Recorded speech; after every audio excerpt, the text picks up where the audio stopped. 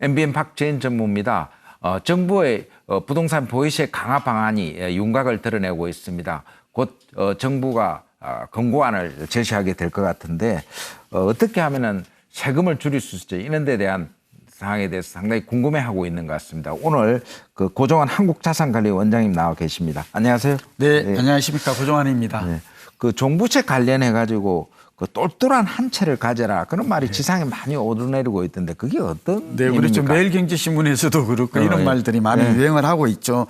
이 말은 이제 학술적 용어는 아니고 이제 실무적인 용어로 이렇게 쓰고 있는 것 같아요. 이 정확한 개념 정의는 없지만 실무적으로는 이 말은 강남이나 용산 등 소위 인기 지역에 있는 주택 이런 것들을 의미하고 또 좀 비교적 가격이 평균보다 비싼 주택을 의미하는 것으로 보이는데요.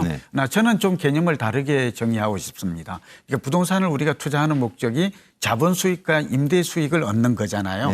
그렇게 본다면 결국 이 집을 보유했을 때 미래의 자산 가치가 그러니까 집값이 쑥 올라갈 그런 주택을 좀 개념을 상정한 게 아닌가 보여집니다. 그리고 사실은 이번에 이제 그 보유세 개편 방안도 좀 다주택자한테 이제 겨냥이 좀 돼 있어서 그렇죠. 그래서 사실 똘똘한 한 채 갖추면 세금 부담도 좀 적기 때문에 그런 뜻이죠. 왜냐하면 이제 다주택자 폭탄을 맞으니까 피하는 방법으로 결국 똘똘한 한 채만 가지고 나머지 잉여 주택은 처분하라 그런 의미에서 나온 것입니다. 그리고 부부 공동 명의로 있으면은 뭐 시세 20억짜리도 이번에 뭐 종부세나 추가 부담이 거의 없다고 그러는데 그런 게 맞습니까? 그렇죠. 오늘 이제 보유세 폭탄을 피하는 이제 3대 절세 비법에 대한 얘기를 주제로 하고 있잖아요.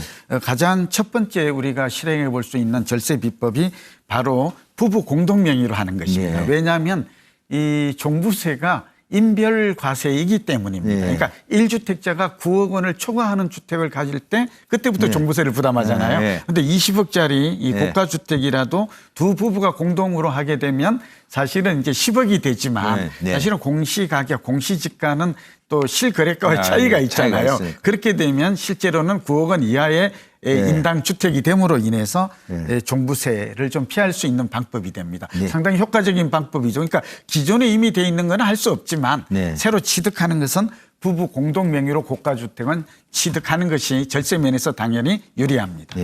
그리고 최근 뭐 강남에서 상당히 그 아파트나 그 주택을 자녀에게 정여하는 그런 현상이 뭐 정여 열풍이라고 할 정도로 있는데 그것도 뭐 어떤 절세 방법으로 하나의 방법으로 볼 수가 있죠. 왜냐하면 1주택자는 이제 9억 원, 2주택자부터는 이제 6억 원 이상이면 종부세 부과 대상이 되는 거거든요. 그러니까 다주택자가 불리하죠. 그렇게 또 누진도 또 되어 있고 그러다 보니까 자녀나 가족에게 증여하는 이런 현상들이 최근 들어서 늘어나고 있고 실제로 2.4배 정도 증가했다. 특히 이제 고가주택이 밀집된 강남에서 특히 자녀에게 말하자면 지금 보유하자니 종부세의 부담이 좀 염려되고 팔자니 좀 아까워요. 강남은 좀 더 오르지 않을까 이런 기대감 때문에 결국은 자녀에게 증여하는데 뭐 종부세를 피하는 한 가지 방법으로 볼 수 있죠. 그리고 최근에 이제 또 뭐 다주택자들의 임대 사업자 등록 이야기를 하라 뭐 그런 이야기도 많이 하는데 그렇죠. 오늘 이제 보유세 폭탄 피하는 3대 비법 중에 하나가 이제 그 주택 임대 사업자로 등록 전환하라 그런 말씀을 드릴 수가 있어요. 아시다시피 임대주택 사업자로 이제 전환을 하게 되면 여러 가지 취득세라든지 또 보유세, 재산세, 또 종부세 처분했을 때 양도세마저도 상당한 절세 혜택이 주어져요. 세제상의 혜택이죠. 그렇게 되어 있기 때문에 저는 개인적으로 처분을 하기는 지금 어려워요. 4월 1일 이후에는 지금 처분을 한다고 해도 양도세 중과 조치가 시행이 되잖아요. 그러니까 이렇게 처분하기도 쉽지 않단 말이에요. 대부분의 지금 세금으로 환수당하니까. 그러면서 현실적인 가장 좀 효과적인 방법은 임대주택 사업자, 특히 저는 4년 단기 임대와 8년 장기 임대 이걸 준공공 임대라고 하는데 저는 8년 장기 임대를 하면 이 보유세뿐만 아니라 양도세도 좀 피할 수 있는 방법이 뭐 예를 들면 장기 보유 10년을 하게 되면 우리가 양도세 같은 경우도 한 40% 이렇게 지금 세금 감면 혜택이 있는 거거든요. 그래서 이 임대주택 사업자의 등록 제도를 잘 활용하면 보유세의 강화를 좀 피할 수 있는 효과적 방법이 된다고 봅니다. 어쨌든 보유세 강화 방안이 이 시장에 좀 어떤 영향으로 올지.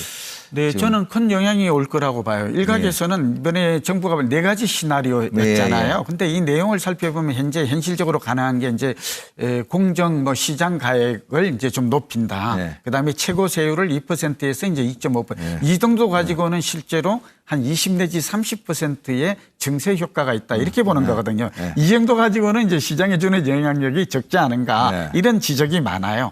그러나 실제로는 좀 달라요. 왜냐하면 양도소득세가 이미 중과조치가 4월 1일부터 시행이 되고 있는 데다가 여기 보유세까지 강화되면 사실은 집을 많이 가진 입장에서는 엎친 데 덮친 격이 돼요. 사면 초과에 빠지죠. 그러니까 팔면 양도세, 가지고 있으면 계속 보유세. 그리고 보유세는 일회성 조세가 아니에요.